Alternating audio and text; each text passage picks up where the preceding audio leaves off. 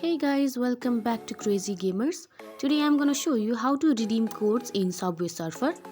If you are new to this channel, make sure to subscribe our channel and don't forget to hit the bell icon to be updated with our new videos. So without any further ado, let's get started. First of all, open the application Subway Surfer and open its setting. There you'll see these options, in which play games there is connect option and in Facebook there is disconnect. Again, you have to open your browser. There you have to search Subway Surfer Redeem and you have to click on the first link appeared on your screen. Here you will see this blank space in which you have to type. For instance, I am typing AAAAA. And here you will see open with option. You can open with any of them.